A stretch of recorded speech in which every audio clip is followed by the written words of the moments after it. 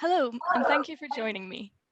My name's Martha, and on behalf of everyone from TechFest, I want to welcome you to tonight's event, A Personal Journey Through Diabetes. This event is brought to you by TechFest in collaboration with Explorathon and the University of Aberdeen. For this year's Explorathon, we are delighted to be celebrating the 100-year anniversary of the discovery of insulin. As part of this series, you can check out our podcast, TechFest Talks, a podcast by students for students that interviews medical professionals who are involved in the research and treatment of diabetes, as well as learning about how the body processes food and how this process is affected if you have diabetes. You can listen to the TechFest Talks podcast series on Spotify or wherever you normally download your podcasts. However, in order to finish off this series for this year's Explorathon, we would be remiss if we didn't take the opportunity to hear from the people whose lives have been directly affected by having diabetes. So on that note, I would like to thank our wonderful panel for joining us tonight and being so kind and generous in sharing their story with us and providing some insight into how diabetes has affected their lives. So I'd like to extend a very warm welcome to Jane, Catherine, Martin, and Rachel. Thank you all so much for joining us. And I would also like to introduce my co-host Holly, who I'm delighted to have with us tonight. And I'm going to hand over to Holly now to begin this discussion with her first question. So our first question for you all is, how old were you when you were diagnosed, and could you maybe tell us a bit about what that was like for you? Catherine, you're fine to start us off. Okay, I was 4. I was diagnosed in 1966. I truthfully don't remember anything about it at all. I was just too young. I do know that my dad had to come to the hospital with me because my mum was at home giving birth to my brother, along with my 2-year-old sister. So my parents had their hands quite full. Oh my gosh, were you taken to the same hospitals at least? I don't know. No. My mum was having a home birth. She said it was quite handy, really. So anybody else to go? Can I go? Jane, if you're happy to go next. Yes, I was diagnosed at age 64. So I've had diabetes for 2 years now. And when I first went to my GP, they thought I was type 2. Yeah.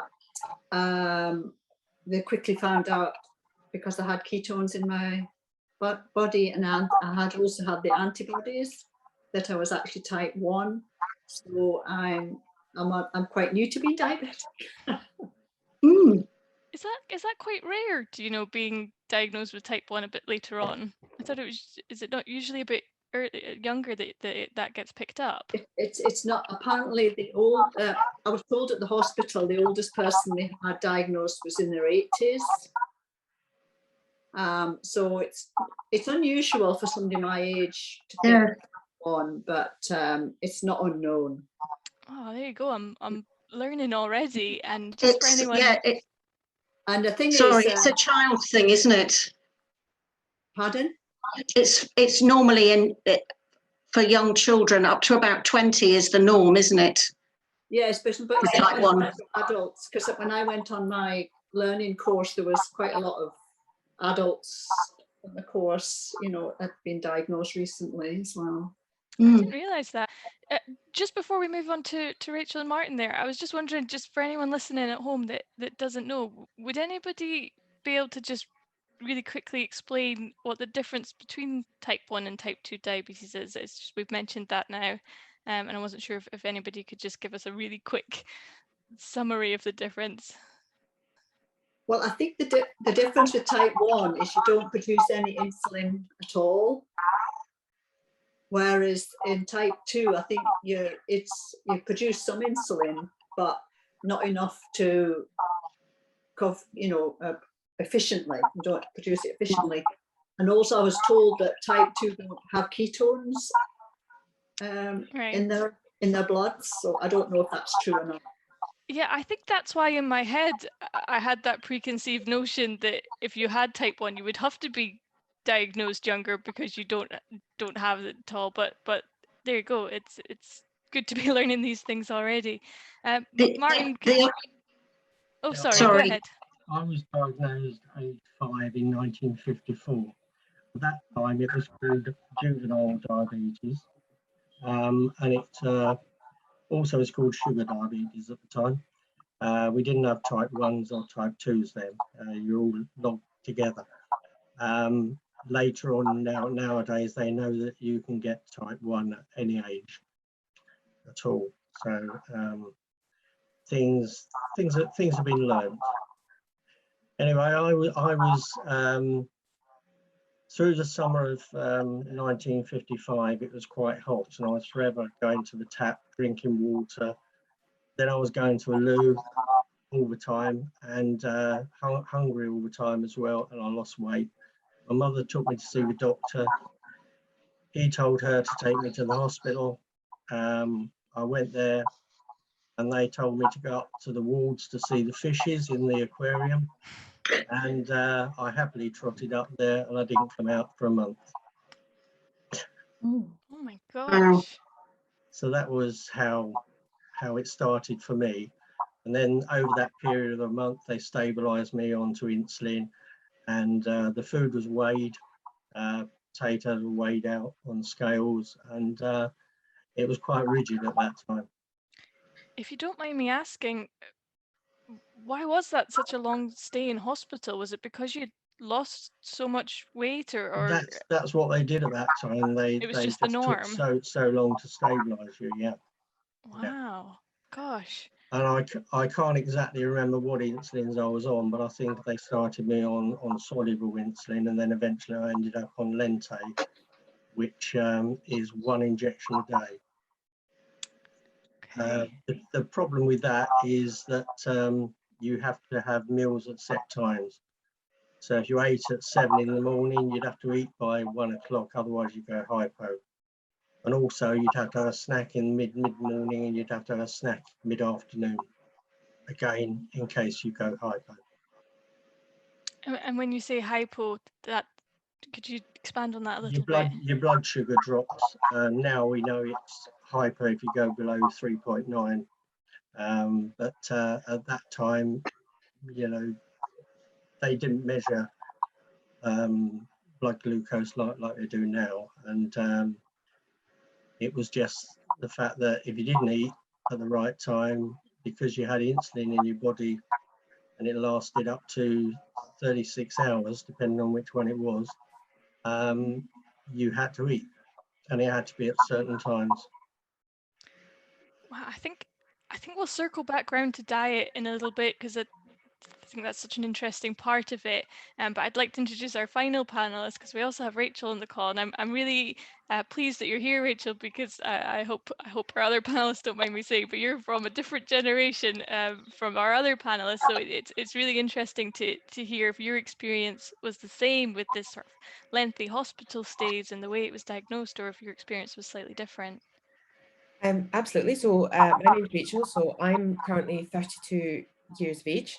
In some ways, I think I'm a bit of an oddity, because although I'm 32 to a degree, I'm a veteran with diabetes, because I was diagnosed at the age of 2. So I've already been diabetic for 30 years. The truth is, unfortunately, I can't remember any of it again, so I'm not much used to you, unfortunately, in that regard. But I'm reliably informed by my parents that they did all of the hard work in matters. I think certainly the reason they knew I was diabetic is because at age 2 I could easily drink 6 litres of water, and just kept drinking and drinking and drinking and drinking and would not stop. So actually, when you look back at our family photographs to that era, I am always holding a bottle or a sippy cup. I'm never without it, for really a couple of months before I was diagnosed. So in some ways, I actually think, from my perspective, it's an odd thing to say, but in many ways I think I'm quite lucky, because I didn't have to go through the adjustment of becoming diabetic and learning how to manage it. I don't know anything different. To me, this is normal. I've never had to live any other way. And I think in some ways I've actually escaped one of the hardest parts, or a part that other people find difficult in making that adjustment, in learning how to live with it. So blessing in disguise, perhaps, being diagnosed so young. Yeah, it's scary for your parents, I imagine. And a few of you have mentioned that drinking a lot, so it seems like that's maybe quite a classic symptom, that it's one of those indicators. And I think that kind of brings us round to your next question, Leads on Holly. to the next question, definitely. Did you have to change your diet and lifestyle after you'd been diagnosed with diabetes? And how did that change? I think, Martin, you definitely touched on that. So if you Yeah, start off. as I say, originally everything carbohydrate wise was weighed out. There was a book called The Diabetic ABC, and in that it gave line charts where you had red lines and black lines, and you had to have so many lines of that, which equated to about 10 grams carbohydrate. So you had your portions weighed, but after a while, probably about 6 months or so, my mother decided that she didn't need to weigh food out because she could do it by eye, and the weighing of food stopped. But I was still restricted to having no sweets, no sugary drinks, nothing like that. Absolutely no sugar at all, unless I was hypo. And I mean, I was only 5 at the time, so the memories are quite vague at the time. But I can remember being naughty and you know, going downstairs and pinching stuff out the larder.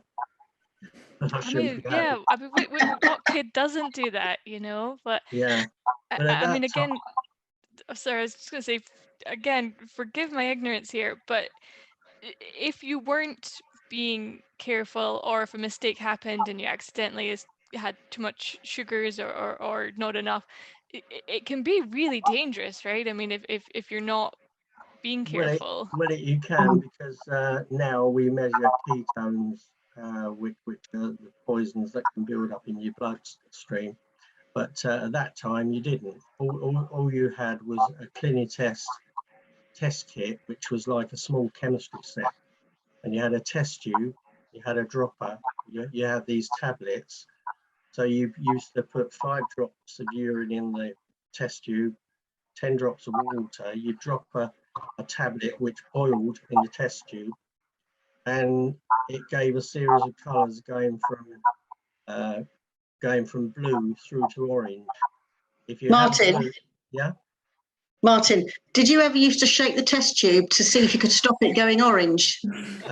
Yes, but sometimes I mean, if it went through very quickly and changed colours quickly, that would be over 2%, and then you would have to do another test with 2 drops. Sorry, with five drops. No, 5. Let me start again. If you were over 2%, you would then have to test again with 2 drops of urine and 10 drops of water, and that would give you a reading over 2%. But my readings, especially through my teens, are always 2%. Yeah, mine too. You're nodding there, Catherine. I think this is Yeah. a system that's familiar to you. Absolutely. Know nothing about this. Blue, if the colour was blue, it tended to be, you know, you would be more likely to be hypo. So you'd aim for green, which was about 1%. So would you have to do this test every day? You do it, yeah. You usually once a day. Yeah. And, I mean, in the morning, or would you be at school, or I mean, it seems like you just do it when you wake up. You'd first, yeah, you wouldn't use the overnight test water, urine, I should say, but you do the second one, and that would tell you how you've been, and I mean, compared with the amount of sugar in the blood we allow these days for a good reading, that was way up, you know. In those days, it was you were high most of the time, I would say. Yes. And then they tried other insulins, so you know, I'd have 2 injections a day instead of 1, and that would have improved things. And as time moved on through, you know, the years, you get multi-dose insulin injections a day, and that improves things. Yes. Martin, you mentioned the black lines and the red lines. Yeah. Do you remember? I can't remember which was which, but let's say black were carbohydrates and reds were protein. Do you remember that? They were proteins, yes. Yes. So you had to count both in your diet. Yeah, that's right. I don't think we bothered with the protein, to be honest. No, I don't think we did either. But yeah, I've still got the book. Mine's a 1956 edition of it. Gosh. So, Catherine, thinking back, because you clearly had sort of similar experiences, Martin, do you remember food being placed? Because you already mentioned you had siblings, and I imagine that must be quite hard as parents if you had some kids that could eat some things and some kids that couldn't. Yeah. Well, what happened was we just didn't have sweets in the house. We didn't do puddings unless they were stewed fruit. And like Martin said, you had one injection a day and you had to eat at the same times and you had to eat the same quantity. Yeah. So one of my most vivid memories is taking a Tupperware cup that had a lid on it to school every day with stewed fruit in it. And it was always the same quantity. And I had to have that for my pudding and I had to eat it whether I liked it or not, because it was the amount that I had to eat. I can't remember what happened about the main course, but I remember that because it quite often leaked in my school bag. It was horrible.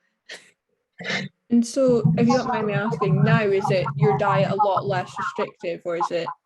Oh, yes, yes. Yeah. Oh, yeah. I eat what I like, practically.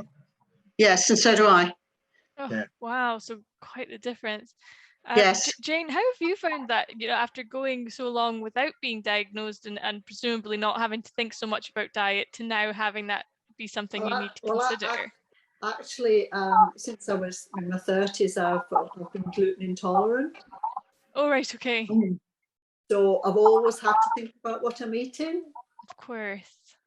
So I didn't find it too difficult, but when I was diagnosed, we had to go and see the dietitian. I had to go and see I had to keep a food diary and see the dietitian every week, and I had to learn how to count carbs. So you have to count the carbs. So a slice of bread is 15 grams. So 10 grams of carbs would equate to a unit of insulin. Novo Rapid. So I had to learn quite quickly how to count carbs. Sure. So just get on with it. And I did try and go for a few weeks, but I decided I didn't want to do that. I just wanted to have. It was bad enough being not being able to have gluten and dairy products and low carbs. And I tried the low carb bread, but they were absolutely awful. But you see, the lower carb diet you have, the less insulin quick acting insulin you take. So you've got to weigh the balance in your lifestyle against how much insulin you want to take.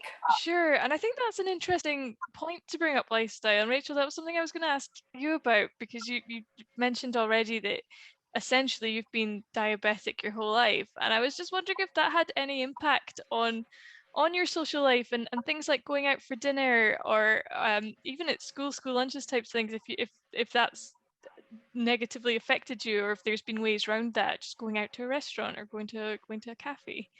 I don't think so, to be honest. I think at the point I was diagnosed, I was certainly the only type 1 diabetic in my primary school, so it was quite unusual. When you are hypo and you have a low blood sugar, if your blood sugar deteriorates to such a level, you can pass out and you can lose consciousness, which is obviously not what you're aiming for. That has only ever happened to me once, and it was on my first day of primary school. My parents had worked so hard in trying to get the balance, but because it was an unknown in terms of activity, and so actually bizarrely my mum is still friends with my primary school teacher, who brings it up quite often about the degree of panic that caused in matters. I think in terms of as we've been talking about, I think it's fair to say really type 1 diabetics, quite often we are a walking maths equation in terms of calculating what we're eating, also what we're doing in terms of exercise and what we need for that, also what your previous blood sugar has been. Is it a little bit high or a little bit low, and you're having to correct that on top? And actually, I think sometimes people don't always appreciate the amount of work that we do quite naturally on an ongoing basis, but also on the understanding that, certainly for me, maybe others will agree or disagree, but I think you can eat the same thing twice in quite different environments, perhaps if you're having a stressful day or if you're under the weather, and you can get quite a different result. So it's not a blanket approach that once you've sussed it, this equals Y. Obviously there are principles that we follow, but the human body responds in different ways depending upon the weather, depending upon your stress levels, depending on your other you know, health. So I think we're constantly having to think and adjust and calculate in matters. I think in terms of eating out, it's never stopped me. I can assure you of that in any capacity. I think at the moment there is a school of thought that you know, when you go to a restaurant or a cafe, you'll have seen on food menus, obviously things will be labelled in terms of allergens, and or if you're a vegetarian or if you're vegan. And at the moment, I know with Diabetes UK, who are one of the big charities, there is an ongoing campaign that actually on the type 1 side of things, what would really help us is telling us how the carbohydrate content of what we eat when we're in a restaurant or cafe, because although we can do it visually, the fact is it's a guess, because we haven't cooked it, we haven't made it. And normally, I would say as a general principle, it's always more than you think, particularly in a restaurant with sneaking flour, which is carbohydrate, into sauces and things like that. And obviously over time, you get much better at it, but it is an educated guess. And so I think that if that's on the agenda, to be honest, I think that would make quite a big difference to me. Yes, that's a lot of hidden carbs in some of the foods you get in restaurants. And I mean, that makes perfect sense, and I'd never considered that. I was in a restaurant and I ordered food and it was going to come with potatoes, so I did my insulin and then to be told that they couldn't do the chips because I'm gluten intolerant, so there was no. So I'd injected and there was going to be no carbs coming. So I've never done that again. You have to learn these things. Yeah. You know, but you see, the thing is, to take your insulin, you're better to take it 15 to 20 minutes before you start eating, because then it levels you off a bit better in your blood sugars. But when you have things like, oh, we can't do the potatoes, you think, oh my God, you know, what am I going to eat? Of course. And I love that. Would you be able to if anybody wanted to support that initiative to making restaurants more diabetic friendly, what was the charity that you mentioned there, Rachel? So it's definitely with Diabetes UK. So it's maybe worthwhile checking out that website and seeing if there's anything we can do to help support that, because it sounds like such common sense, but something that I hadn't considered at all. So it's a really good point to bring up. Definitely. Will we kick off with the next question? I think so. I'm sorry. Holly is here basically to rein me in, so I don't just spend all evening chatting to you, which I absolutely could. So yes, if you'd like to go on with the next question, Holly, that'd be fab. So we've kind of touched on this a wee bit, but have you noticed a difference in the treatment or monitoring of diabetes from when you were first diagnosed up until now? Yeah. I think particularly for Martin and Catherine, I suspect you'll probably notice the most difference, although Rachel, you might have as well. But I think, yeah, if we want to start with Martin and Catherine, I suspect you'll have the most insight on this. Martin, did your mum have to boil the syringe? Yes, she did. Yeah. With the needle attached? Yeah, we had glass syringes and horrific needles that were about an inch or so long. They were awful. And very thick. And you had to boil them. Later on, we got plastic or metal tubes so you could put them in with some methylated spirit. Yeah. And it made it easier for carrying it around. And then came plastic syringes, which came with or without a needle. And the needles became thinner. They became about 4 mil long and very much finer. And then after that, we had the Novo Pen or the equivalent. And that made it brilliantly easy because you then just injected before every meal. So if you didn't eat, you didn't inject. If you wanted to have an extra meal, you did an extra injection. And that changed things almost overnight. Mm. Yeah. Did your mum's, sorry, just going back to the horrifying sounding early treatments, did your mums or families have to get training on how to administer Yes. treatments? No. And this was just provided by the doctors, or were they just given a needle and wish the best of luck? Well, I didn't actually inject till I was about 8 or 9. My mother did it all the time. I just couldn't do it. I was petrified. And they got me this gun. There's a metal gun called a Palmer injection gun. And the idea was that because it was a gun, boys would like it and girls. And it would fire the syringe, the needle of the syringe into your leg or your arm. But it looked horrendous. And when you put it on the top, the first time I used it, after testing it on oranges, I fired it.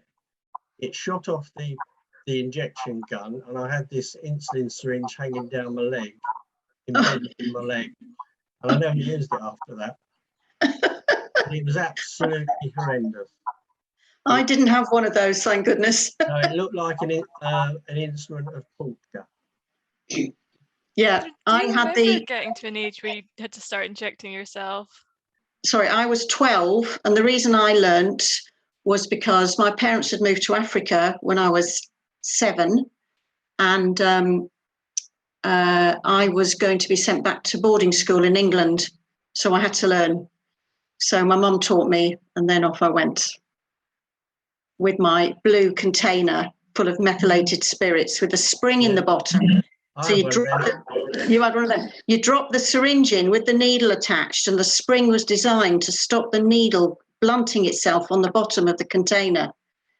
And then you screwed the lid on, and it was all nice and sterile in there, as long as there was methylated spirits in it, which in my case sometimes there wasn't because I ran out. Yeah, if you use something like surgical spirit, you used to jam the syringe up eventually. Yeah, yes.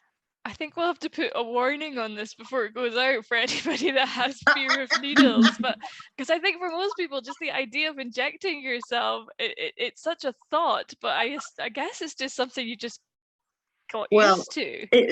You've got to do it. If you're a type 1, you've got to learn. You've got to do it. Yeah, it's a thing of you have to. So you do it. Yeah. But I don't inject now because I'm on a pump, so it's made it easier.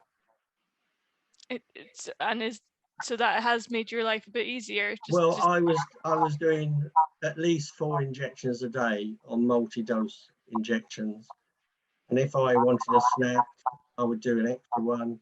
If I was a bit high, I might do an extra one. So I was injecting a lot, and when I went on to the pump, you put a catheter in with goes into the skin, and that delivers the insulin over 3 days. So you go down from 4 or 5 injections a day to just changing a set once every 3 days. It's much easier. Oh, so you've really seen a huge change in trajectory of treatment over the years. It takes care of my insulin needs because I actually loop now with it. I use a thing called Android APS, and that talks to another app called Extrict, and Extrict talks to the pump, and I can even eat a meal and not inject anything because when it sees the insulin going up, it will give me extra insulin. Doesn't always work quite right, but it does help if you go out for meals and you don't know what the carb is. You can just do, say, 20 units, 30 units or whatever, and then let it take care of it for you. That's incredible. Rachel, how about you? Because you're obviously diagnosed at a young age, but over the sort of 30-year span, have you been aware of this evolution of different monitoring and treatment methods? Yeah, no, absolutely. So when I was diagnosed, it's not quite what we've been talking about earlier, but I was on an insulin called human mixtard, which was delivered by syringe, and it was religiously twice a day, so once in the morning, once in the evening. but it had the problems with it that we've articulated in terms of you had to eat set measurements at set times. So I learnt very early on. It had several standoffs with my parents as a child, in terms of I literally couldn't leave the dinner table until I'd eaten everything, and that was the way it was. And they were doing that for my own health and safety in matters. But that was really where I was as a child. I then progressed onto disposable insulin pens of 2 different types of insulin. So one type is a long, what we call long acting, which broadly lasts for 24 hours or so, and then short acting that you would top up for your meals every time you eat. Then about, goodness me, that carried on until 5 years ago, where I was put on an insulin pump, which had the cannula and a tube, as we've talked about. The reason that I did that is I had, as part of diabetes, something called dawn phenomenon, which is a bit of a complicated process to explain, but the gist of it is that in all of our bodies, in the middle of the night at about 3 o'clock in the morning, your body starts preparing for you to wake up in the morning. It may not feel like it always, but actually your body's doing far more work than we appreciate, and it can release actually glucose into your system. So you're not eating anything, you're not drinking anything, but it's quite difficult to regulate overnight when you're on the pens, because to take any insulin when you go to bed would be too early, and really your options are to wake up at 3 o'clock in the morning every morning to try and sort this out, or with an insulin pump, you can set it to give yourself automatically more insulin at that point in the night to help you to deal with it. So I had a lot of discussions with my consultants at that point, and really an insulin pump is the only solution. So actually for me, yes, I don't really miss the injections, I'll be honest, but actually the injections weren't the driver for me. For me, that was a medical problem that I had, that the only way to combat that is with an insulin pump. And so I had that for 4 years, and literally last week I changed on to a different type of insulin pump, which is called the Omnipod, which effectively is an insulin pump, but it is attached to you, so there isn't the cannula to it. It is literally a little pod that is attached to you all the time, but again lasts for 3 days, and then you change it. So to me, that's quite important in terms of that's progression even within the insulin pumps themselves, which are, and really I think it's fair to say 5 years ago when I first went onto the insulin pump, the Omnipod that I'm on now was in development, but it wasn't widespread. So actually they've moved forward that quickly in terms of how they're developing that technology and what they're able to offer now. Incredible how fast that development process is happening. Yeah. And if you don't mind me asking, sorry, I was just following up on what you were saying there. If you don't mind me asking, when you did move to the pump, did that help? Did you have a noticeable change in Yes. your sleep and in just your lifestyle? Yes, absolutely. So it does the hard work for you, if you like, when you're asleep, rather than having to manually wake up. Some people, I don't think they really know why. Some diabetics seem to be much more badly affected by dawn phenomenon than others, and it's just your genetics. There's no rhyme or reason to it, but it's not anything you're doing wrong. You've got no control over it. You're not doing it deliberately. There's nothing you can really do to prevent it from happening. So from that point of view, that for me, the insulin pump has solved what was my main difficulty at that time. Sure. Yeah. I mentioned about going on the pump. The thing that changed it more after going on the pump was getting the Libre, which is which monitors your blood sugar. I've got it there.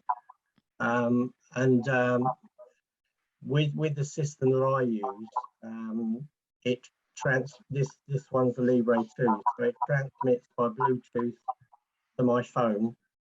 The pump transmits by Bluetooth to the phone, and the 2 apps that I've got let it all talk to each other, and so if my blood sugar goes up, it automatically goes onto the app that I've got, and it tells me that I'm going low or high, and it suggests how much insulin I need, and in some cases it will give it for me.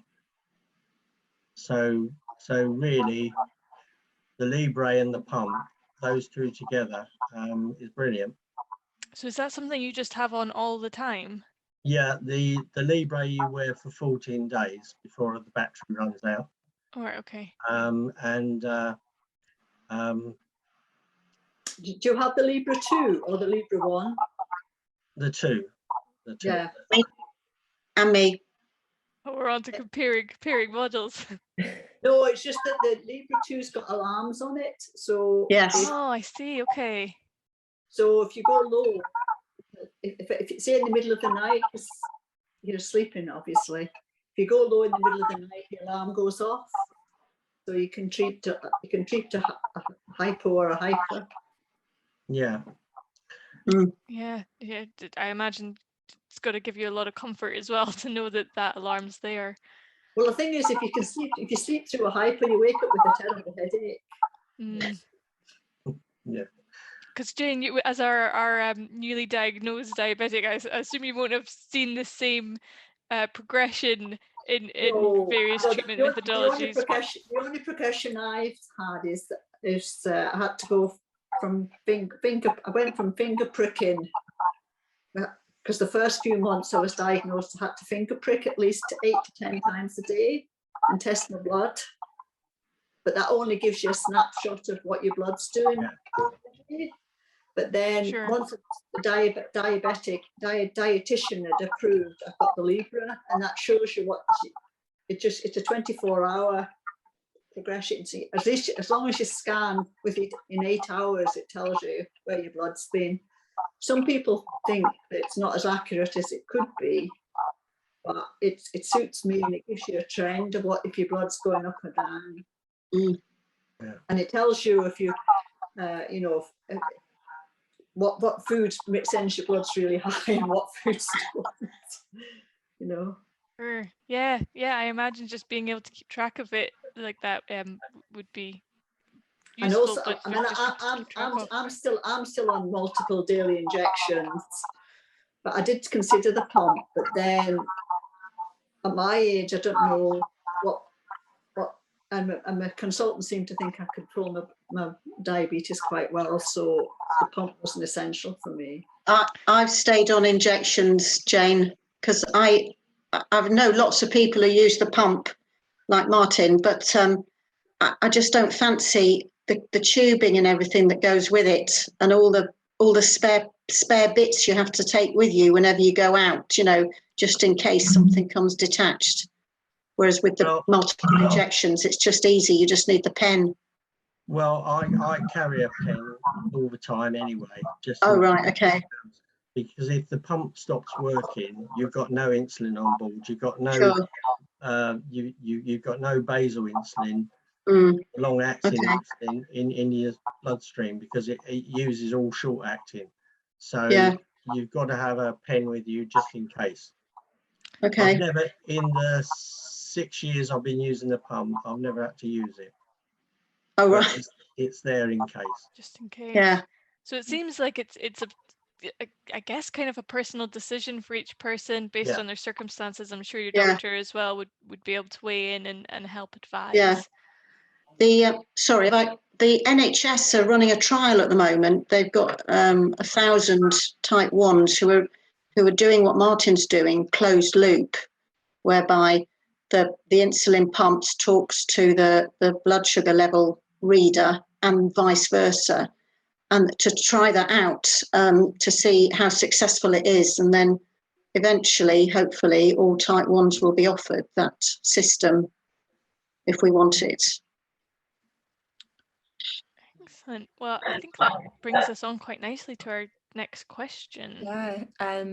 So if you could give any advice to someone who's just been diagnosed with diabetes, what would that be?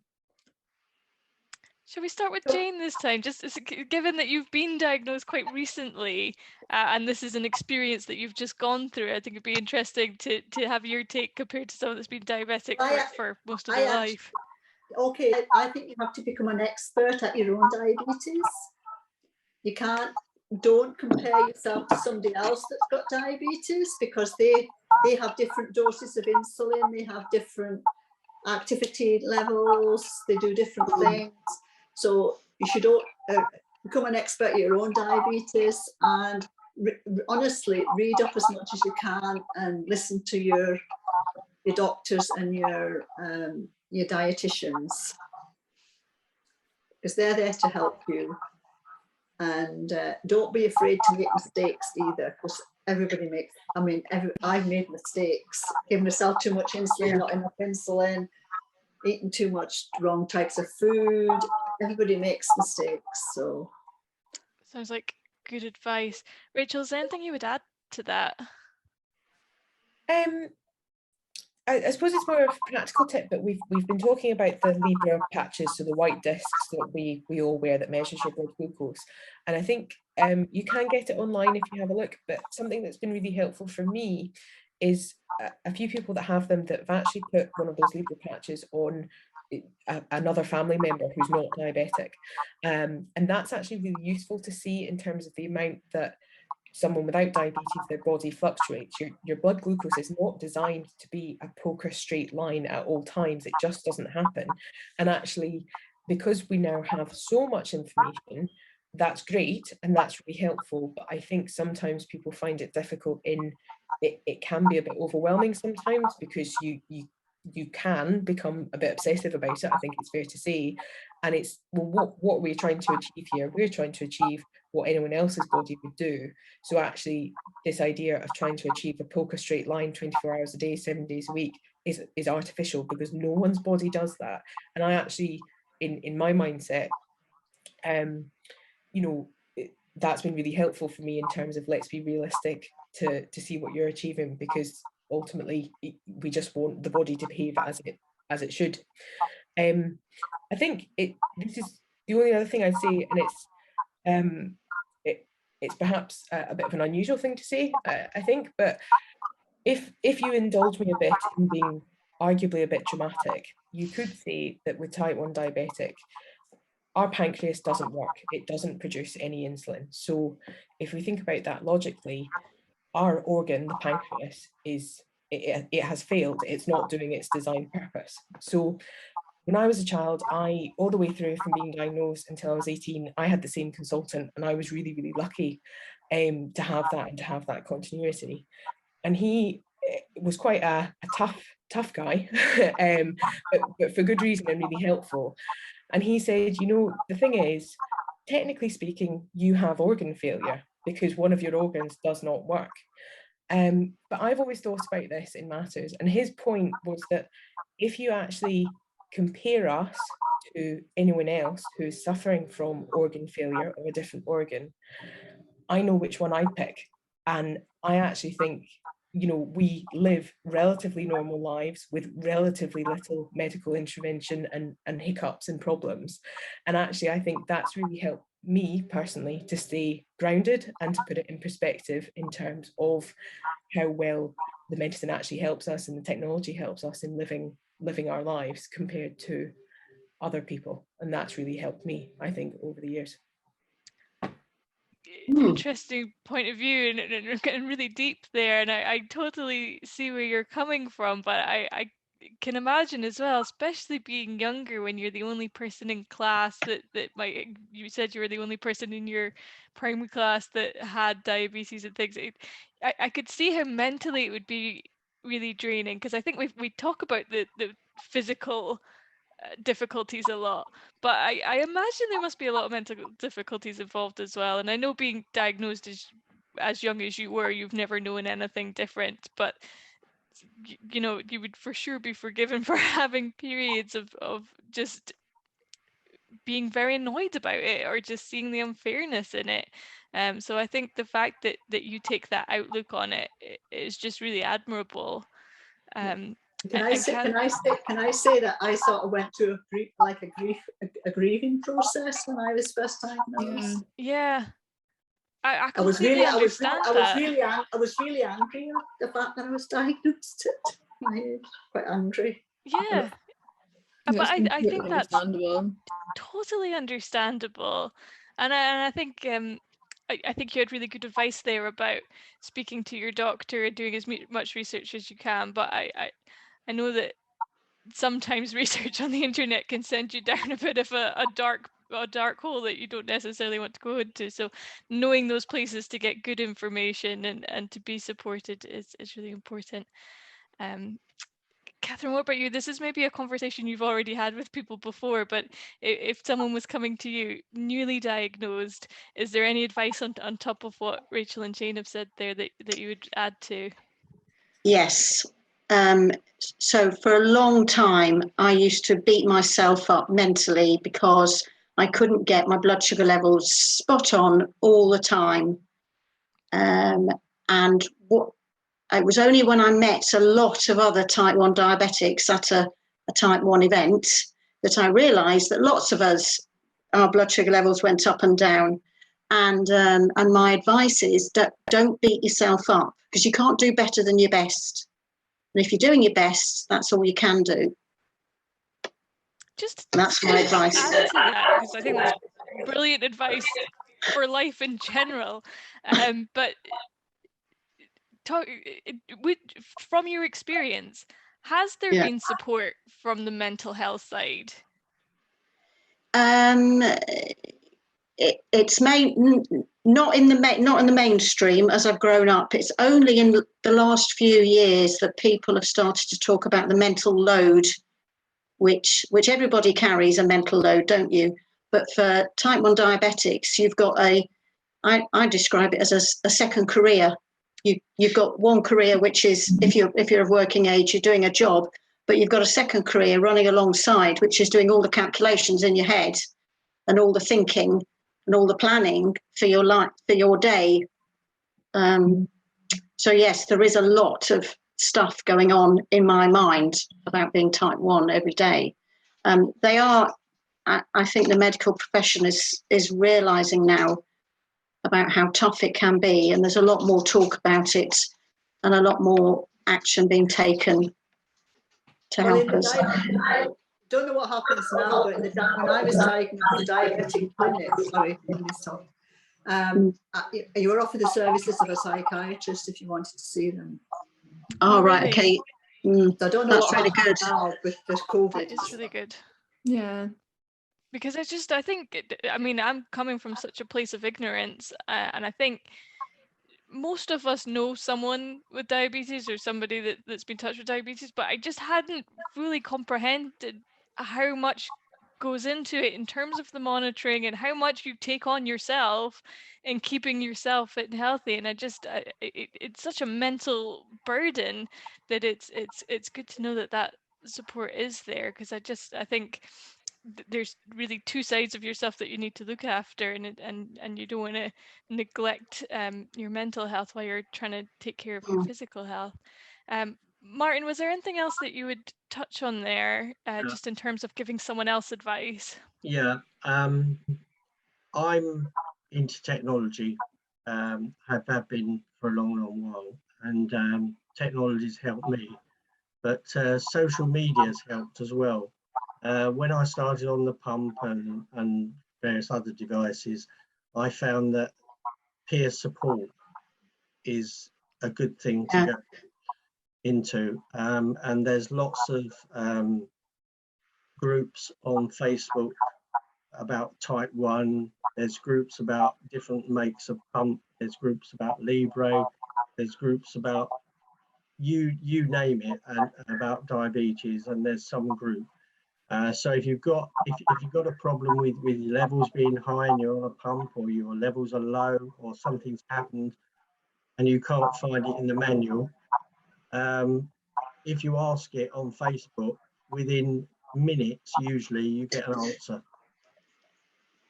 And I imagine that connection of knowing there's people out there going through the same thing as you as well. It's nice to have. So to a newly diagnosed diabetic, get as much information as what you want. And you know, there's a lot of misinformation, but if you go onto the groups where you can only join if you're type 1, or you can only join if you know somebody who's a type 1, you know, a relative or whatever, then usually the information is correct. So anything you want to know, just ask and somebody will pop up. I tried a new watch the other day, which in the end I had to send back because it wasn't working right. But I monitor my diabetes. I've got it on my watch, so you won't be able to see it on the screen, but it gives me my blood glucose reading, what it's been doing over the last few hours. So whatever's on my graph on my phone about my pump is on my watch. So that's what I wanted to know, some information. I asked a question, the answer came back. Yeah, again, great advice. Just reaching out and finding those Reach communities out, and that you know. support. Eventually your knowledge of a new diabetic will come up, and you know, you have to be in charge of your own diabetes, and the advice is there, but in the end, as my consultant says to me quite often, you know more about your diabetes than I do, so he lets me get on with it. And any new person with diabetes will also get that. It won't take long.